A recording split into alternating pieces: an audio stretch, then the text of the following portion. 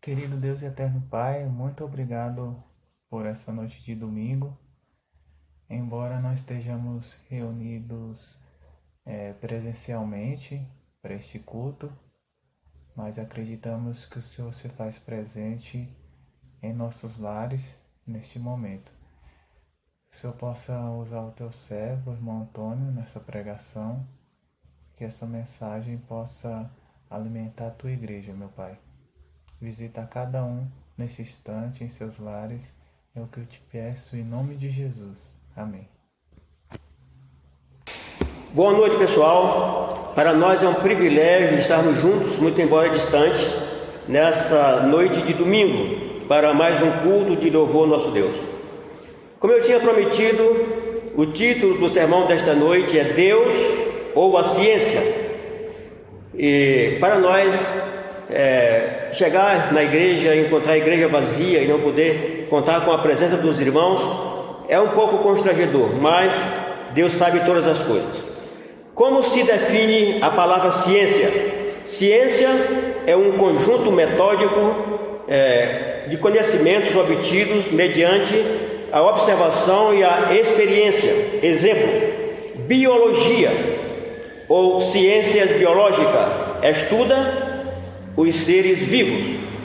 Ciência humana estuda o ser humano do passado, do presente, seu comportamento individual e coletivo.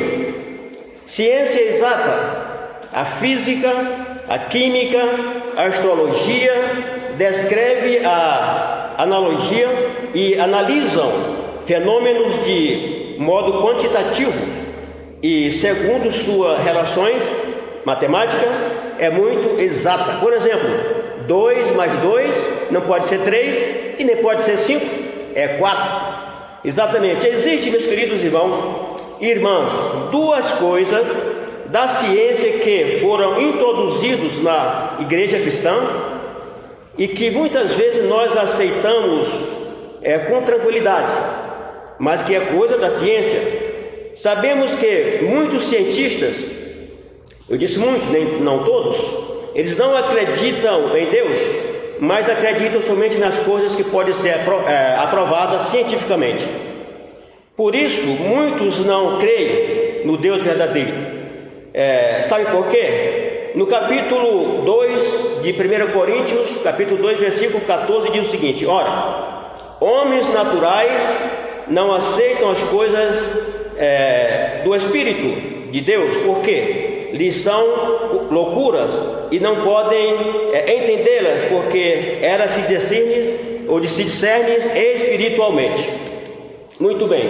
Deus, meus queridos irmãos e irmãs, Ele é muito sábio e nele não tem erro. Por exemplo, 1 Coríntios capítulo 14, versículo 40, ela diz: todo, porém, seja feito com decência e ordem. Já no versículo 33 do mesmo capítulo diz: porque Deus não é Deus de confusão, é um Deus de paz, um Deus organizado. Vamos ver como Deus trabalha. Por exemplo, Isaías capítulo 40, versículo 26. Eu leio na minha Bíblia da seguinte forma: levantai ao alto os olhos e vede quem criou estas coisas, aquele que faz sair o seu exército de estrelas todas bem contadas, as quais ele chama pelo nome, por ser ele grande em força e forte em poder, nenhuma vem lhe faltar. Nós podemos ver aqui, de acordo com o texto, que Deus, Ele conhece, Ele sabe todas as coisas, inclusive os astros, Ele conhece as estrelas pelo nome. sabe cada uma delas. No versículo 45, no capítulo 45, versículo 4 de Isaías, leio da seguinte forma: por amor de Deus, ou por amor do seu nome, Jacó e Israel, meu escolhido, eu te chamei pelo teu nome e te pus o sobrenome, ainda que não me conheça. Observe, irmãos, que a Bíblia diz que Ele nos conhece o nosso nome, conhece o nosso sobrenome, sabe o nosso endereço. Por exemplo, quando Zaqueu subiu naquele sicômoro e estava ali em cima, Jesus chegou embaixo e falou: Zaqueu, desce depressa. Quem disse o nome de Zaqueu para Jesus? Ele sabe, ele conhece todas as coisas. Então Deus é um Deus organizado. No capítulo 28 de Jó, vamos procurar aqui na Bíblia, Jó capítulo 28 e verso 23 a 28 diz o seguinte: Deus lhe estende o caminho e Ele é quem sabe o seu lugar, porque Ele prescuta até a extremidade da terra, vê tudo que há debaixo do céu. Quando regulou o peso do vento e fixou a medida das águas, quando determina leis para a chuva e caminho para o relâmpago dos trovões. Então viu ele a sabedoria e a manifestou, estabeleceu e também as esquadrinhou, e disse ao homem: eis que o temor do Senhor é a sabedoria, e o apartar-se do mal é o entendimento. Então Deus, meus queridos, sabe todas as coisas. Deus criou o mundo em uma ordem exata, uma ordem excelente. Por exemplo, primeiro Deus fez o reino mineral, a terra, a água. Em segundo, Deus fez o reino animal, porque o reino animal necessita do reino mineral. E em terceiro lugar, Deus criou o reino animal, ou seja, Deus criou primeiro o reino mineral, em segundo lugar Deus criou o reino vegetal, e em terceiro lugar Deus criou o reino animal. Tudo em uma ordem exata e muito lógica. Por exemplo, o Sol, ele não pode ficar distante da Terra, e nem afastado, nem distante, nem mais perto da Terra, porque se ele ficar afastado, a Terra congela. Se ele ficar muito perto, a Terra poderá pegar fogo. É uma coisa em ordem. Deus trabalha em ordem. Agora veja bem, meus queridos irmãos, de qual reino você pertence? O reino animal, o reino vegetal ou o reino mineral? Essa é uma pergunta. Eu acredito que muita gente deve estar se dizendo: eu pertenço ao reino animal. Agora veja bem, vamos mais uma vez consultar a Bíblia. Vamos ver o que diz a Bíblia no capítulo 1 de Gênesis. Gênesis capítulo 1, para nós tirarmos as nossas dúvidas.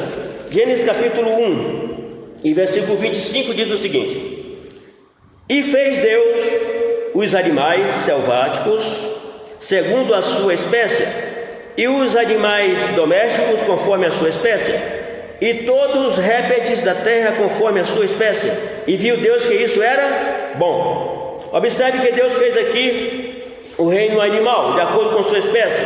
Versículo 26 diz o seguinte: também disse Deus: façamos o homem à nossa imagem, conforme a nossa semelhança. Tenha ele domínio sobre os peixes do mar, sobre as aves do céu, sobre os animais domésticos, sobre toda a terra e sobre todos os répteis que rastejam sobre a terra. Criou Deus, pois, homens e a sua imagem, a imagem de Deus os criou, homem e mulher os criou. Nós podemos observar aqui que Deus, ao terminar o reino animal, Ele fez algo diferente do reino animal, que é o homem, a sua imagem, a sua semelhança. O homem não pertence ao reino animal, ele pertence ao reino divino, ou seja, ao reino celestial. É desse reino que nós somos, do reino celestial. Quem colocou esse negócio de dizer que o homem pertence ao reino animal foi a ciência e não Deus. Veja, meus queridos irmãos, se o homem tivesse, se o homem tivesse vindo do macaco em uma evolução, faço uma pergunta: ainda existiria macaco ou todos teriam se evoluído? Essa é a pergunta. Agora vem a outra pergunta, irmãos. A primeira pergunta, a primeira coisa que a ciência faz, que nós aceitamos, é dizer que o homem vem do reino animal, e o homem não vem do reino animal, o homem vem do reino celestial. Segundo, quantas doenças sem cura existem? Você pode aí contar nos dedos ou na sua memória. Por exemplo, nós temos o câncer, nós temos o AIDS, nós temos algumas doenças coronárias, doenças do coração, que muita gente diz que não tem cura. Mas vamos ver o que diz a Bíblia. Salmos, no capítulo 103. Vamos ver o que diz a Bíblia. Salmos, capítulo 103. Estou procurando aqui, estou encontrando já. Isso, encontrei aqui. E versículos 2 e 3. Diz o seguinte: bendizei, ó minha alma, ao Senhor, e não te esqueça de nenhum dos seus benefícios. Ele é quem perdoa todas as tuas iniquidades, quem sara todas as tuas enfermidades. Então aqui Deus está dizendo, através da sua palavra, que Ele sara todas as enfermidades. Não existe uma enfermidade que Deus não sara. Ele sara todas as enfermidades, e o que Deus fala é verdadeiro. Agora veja só, eu conheço algumas pessoas, como por exemplo a irmã Darilene, que faz parte desta igreja.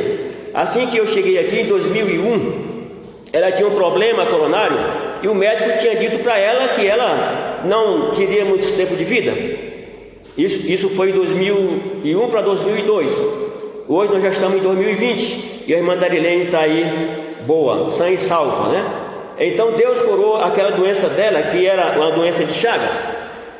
Mas eu quero contar uma história para vocês, que uma pessoa me falou lá em Caxias do Maranhão. Eu tenho um amigo lá, um amicíssimo meu. Esse irmão, ele era maçom, para você ter uma ideia, mas com muito trabalho, com muitos estudos bíblicos, esse homem se batizou. Não vou contar a história dele toda porque é bem longa. Esse homem se batizou. Mas ele tem um irmão, o nome dele é Assis, o nome do irmão dele, o nome dele é Júlio. E eu indo em Caxias um dia desses, o Júlio, conversando comigo, me falou: irmão Antônio, aonde você for pregar, você conta essa história? O irmão dele não era maçom, mas era ateu. E ele foi acometido de uma doença, irmãos, e estava em fase terminal. Era um câncer de próstata. Ele estava em fase terminal. Um dia Júlio foi visitá-lo, e sempre que ele ia visitá-lo, Júlio já tinha se batizado, já era da igreja, um líder de igreja, ancião de igreja, casou-se com uma mulher que era líder da igreja também.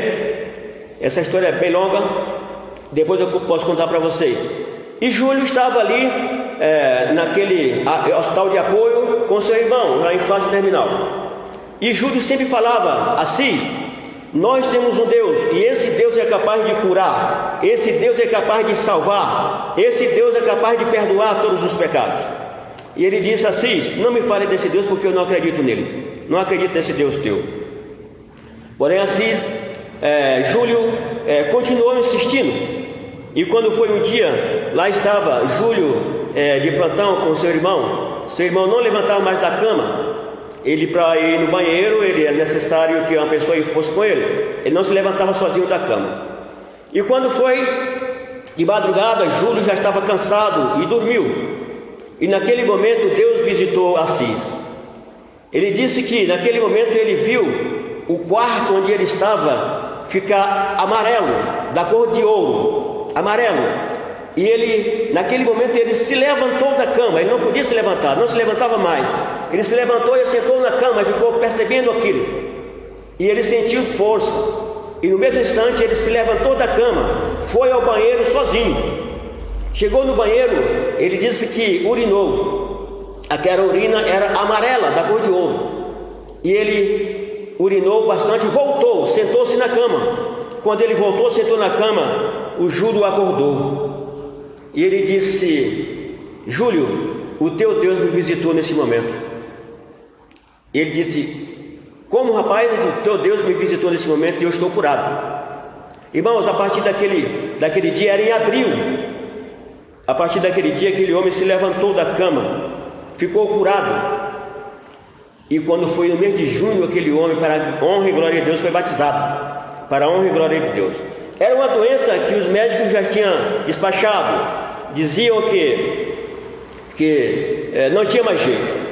Tá? Não tinha mais jeito. Mas ele acreditou naquele Deus. Ele fez um voto com Deus. Disse: se esse Deus me curar, eu vou servi-lo. E o Deus de Israel, o meu Deus, o teu Deus, o nosso Deus, o curou. Agora veja, meus queridos irmãos, as doenças entram em nossa vida por dois motivos.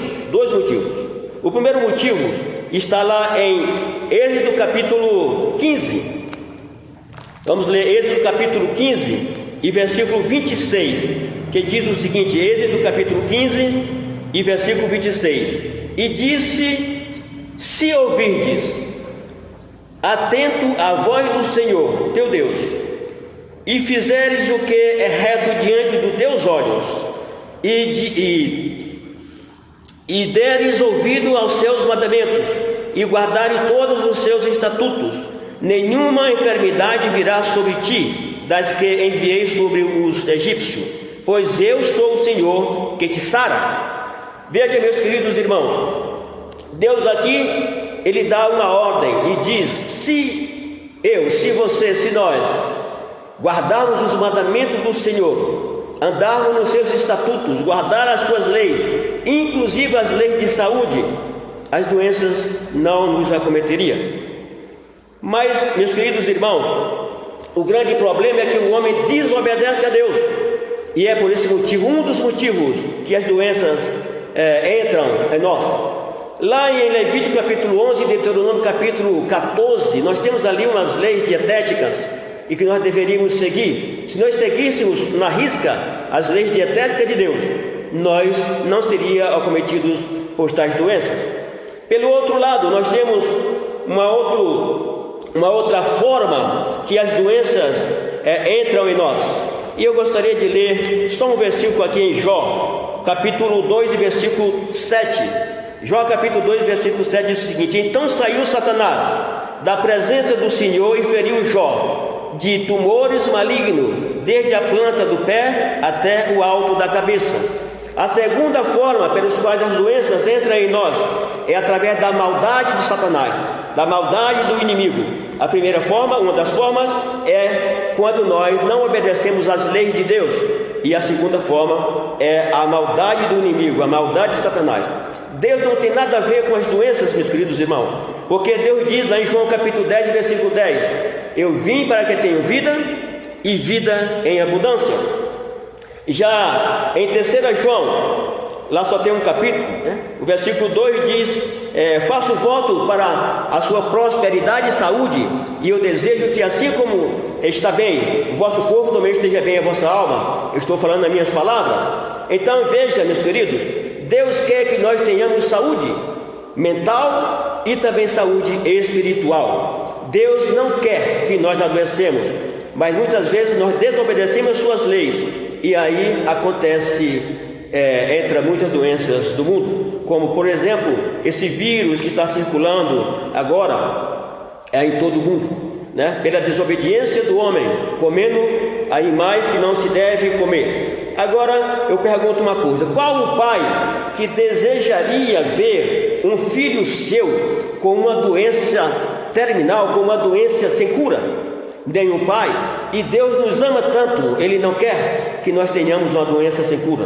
Agora eu pergunto uma outra coisa: qual é o pai que deseja ver alguém chamando o seu filho de macaco? Nenhum pai desejaria ver o seu filho sendo chamado de macaco. Então veja, se alguém disser que você veio do reino animal, não aceite, porque você não veio do reino animal, você veio do reino celestial. Se alguém disser que a sua doença não tem cura, não aceite, porque a sua doença tem cura, porque nós temos um Deus que pode curar, nós temos um Deus que pode todas as coisas. Diz aqui, meus queridos irmãos, Isaías capítulo 65, versículo 17 a 18. Deus nos ama tanto, que Ele diz: mesmo esse mundo estando cheio de coisas ruins, cheio de tantas coisas horríveis, Ele disse: eu tenho uma solução. Capítulo 65 de Isaías, e versículo 17 e 18 diz o seguinte: Pois eis que eu crio um novo céu e uma nova terra, e não haverá lembrança das coisas passadas, jamais haverá memórias delas. Mas vós folgarei e exultarei perpetuamente no que eu crio, porque eis que eu crio para Jerusalém alegria e para o seu povo regozijo. Deus disse: esse mundo está contaminado, cheio de pecado, cheio de doenças. Mas ele disse: eu vou criar, ou eu crio um novo céu e uma nova terra, onde não existe mais doença, onde vocês têm alegria total. E para completar este versículo, no livro de Apocalipse, capítulo 21, versículo de 1 a 5, nós lemos da seguinte forma: vi novo céu e nova terra, pois o primeiro céu e a primeira terra passaram, e o mar já não existe. Vi também a cidade santa, a nova Jerusalém, que descia do céu, da parte de Deus, ataviada como noiva adornada para o seu esposo. Então vi grande voz vindo do trono, dizendo: eis que o tabernáculo de Deus com os homens, Deus habitará com eles serão o povo de Deus, e Deus mesmo estará com eles. Versículo 4: e lhes enxugará dos olhos todas as lágrimas, e a morte já não existirá, já não haverá luto, nem pranto, nem dor, porque as primeiras coisas passaram. Versículo 5: aquele que está assentado no trono disse: eis que faço nova todas as coisas, e acrescentou: escreve, porque essas palavras são fiéis e verdadeiras. Meus queridos irmãos, essa é a promessa de Deus. Em segundo, da forma que está, não tem jeito, mas Deus prometeu criar para nós um novo céu e uma nova terra, onde não existe mais câncer, onde não existe mais doenças coronárias, onde não existe mais ebola, onde não existe mais coronavírus, onde não existe mais nada de ruim, onde não existe mais dor, nem pranto, nem coisa nenhuma ruim, porque Deus nos ama. O pecado entrou no mundo através da desobediência, mas no mundo que Deus está criando para nós, essa é a esperança. Lá não vai entrar o pecado a segunda vez, porque Deus não permitirá. Deus estará conosco ali, e tudo que Deus fala é real e verdadeiro. Eu gostaria de fazer uma pergunta a você neste momento: você quer participar desse reino celestial que Jesus já preparou para mim e para você? Se você quiser, diga um amém. E que Deus continue nos abençoando, que Deus continue nos honrando a cada momento. E nós queremos terminar esta pequena pregação, mas eu acredito que é eficaz, com uma oração. Nosso Deus e Pai querido, obrigado, Senhor, porque o Senhor é bom e a sua misericórdia dura para sempre. Obrigado, Senhor, porque nós não viemos do macaco, mas nós viemos do reino celestial, criado à sua imagem e à sua semelhança. Obrigado, Senhor, porque não existe doença sem cura neste mundo, porque o Senhor disse: é o Senhor quem sara todas as enfermidades. Obrigado, Senhor, porque o Senhor ama-nos, porque o Senhor cuida de cada um de nós. Continue nos abençoando, dar-nos uma semana em paz na tua presença, é o que eu te rogo, em nome do Senhor Jesus. Amém.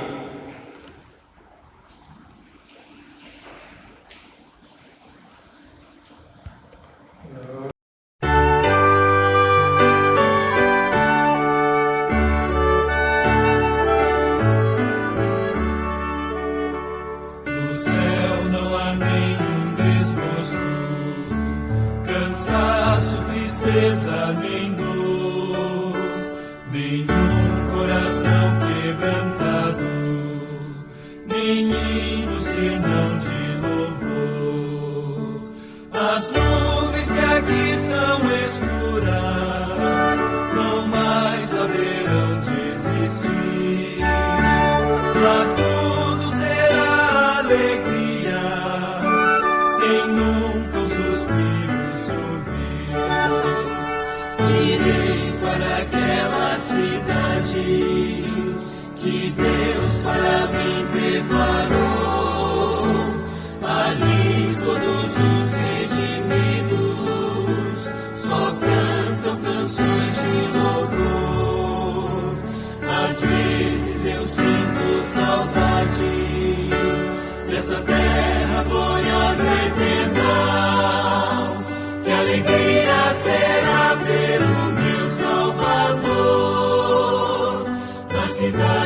de ouro e cristal. Na pátria que Deus nos prepara, de graça teremos um lar. As vestes serão sempre novas, não hão de rasgar nem manchar.